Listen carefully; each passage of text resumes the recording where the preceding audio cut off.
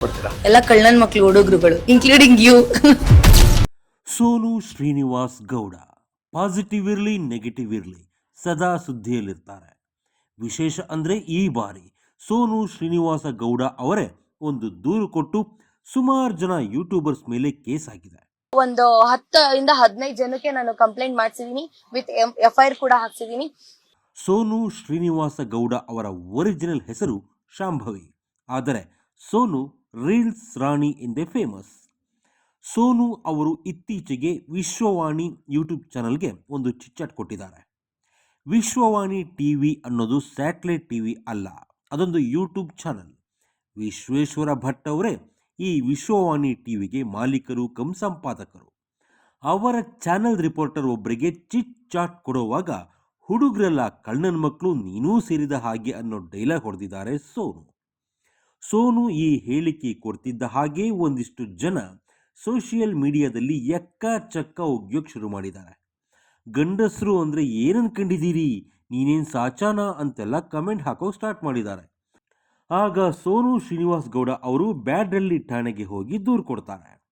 ಕೆಲವರು ಸೋನು ಅವರಿಗೆ ನಿನ್ನ ಮನೆಗೆ ಬರ್ತೀವಿ, ಹೊಡಿತೀವಿ, ನಿನ್ನ ಕಥೆ ಮುಗಿಸ್ತೀವಿ ಅಂತೆಲ್ಲ ಕಮೆಂಟ್ ಹಾಕಿದರೆ, ಇನ್ನು ಕೆಲವರು ಸೋನು ಅವರ ಹಳೆಯ ಕಾಂಟ್ರವರ್ಸಿಗಳನ್ನೆಲ್ಲ ದೊಡ್ಡದಾಗಿ ಹೈಲೈಟ್ ಮಾಡಿಬಿಟ್ಟಿದ್ದಾರೆ.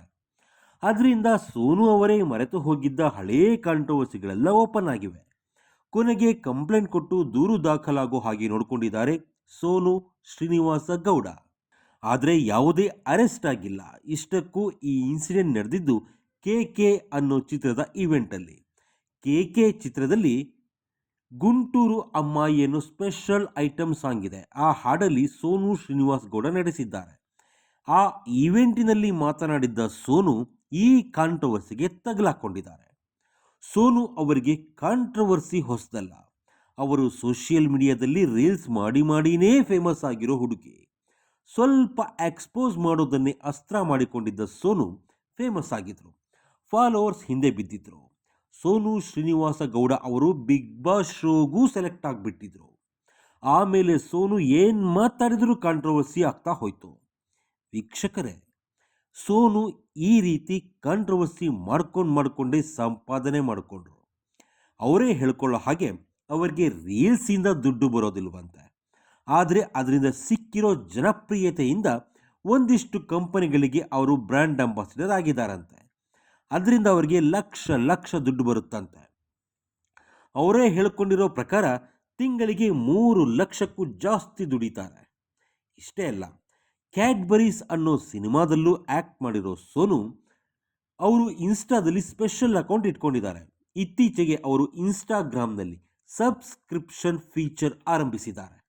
ಅದರಲ್ಲಿ ಸದ್ಯಕ್ಕೆ ಸುಮಾರು 300 ಜನ ಚಂದಾದಾರರಿದ್ದಾರೆ. ಅದರಿಂದ ತಿಂಗಳಿಗೆ 30,000 ಬರುತ್ತಂತೆ. ಹೀಗೆ ದುಡಿತಾ ಇರೋ ಸೋನು ಶ್ರೀನಿವಾಸ ಗೌಡ ಅವರು 25 ಲಕ್ಷದ ಕಿಯಾ ಸೆಲ್ಟೋಸ್ ಕಾರ್ ತಗೊಂಡಿದ್ದಾರೆ. ಅವರು ಡೈಲಿ ಹಾಕೋ ಪೋಸ್ಟು ವಿಡಿಯೋಗಳಿಂದಾನೇ ಹಣ ಮಾಡ್ಕೊಳ್ತಿದ್ದಾರೆ. ಅಷ್ಟೇ ಹೊರತು ಕಮೆಂಟ್ ಹಾಕೋರು ಹೇಳೋ ಥರ ಓಯೋ ರೂಮಲ್ಲಿ ಹಣ ಮಾಡಿಲ್ಲ. ಒಂದು ಮಗುವನ್ನು ದತ್ತು ತಗೊಂಡಿದ್ದಾಗ ಅದು ಕಾಂಟ್ರವರ್ಸಿ ಆಗಿ ಜೈಲಿಗೂ ಹೋಗಿ ಬಂದಿದ್ದ ಸೋನು ಶ್ರೀನಿವಾಸ ಗೌಡ ಬ್ರೇಕಪ್ ವಿಷಯದಲ್ಲೂ ಕಾಂಟ್ರವರ್ಸಿ ಮಾಡ್ಕೊಂಡಿದ್ರು. ಈಗ ಒಂದು ಸಿನಿಮಾದಲ್ಲಿ ಐಟಮ್ ಸಾಂಗ್ ಮಾಡಿ ಅದೂ ಕಾಂಟ್ರವರ್ಸಿ ಆಗಿದೆ. ಅಂದಹಾಗೆ ತುಂಬ ಜನ ಕನ್ಫ್ಯೂಸ್ ಮಾಡ್ಕೋತಾರೆ.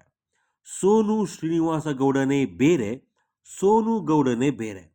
ಇಂತಿ ನಿನ್ನ ಪ್ರೀತಿಯ, ಐ ಲವ್ ಯು, ಕಿರಗೂರಿನ ಗಯ್ಯಾಳಿಗಳು ಚಿತ್ರಗಳಲ್ಲಿ ನಟಿಸಿರೋ ಸೋನು ಗೌಡ ಅವರು ಬೇರೆ.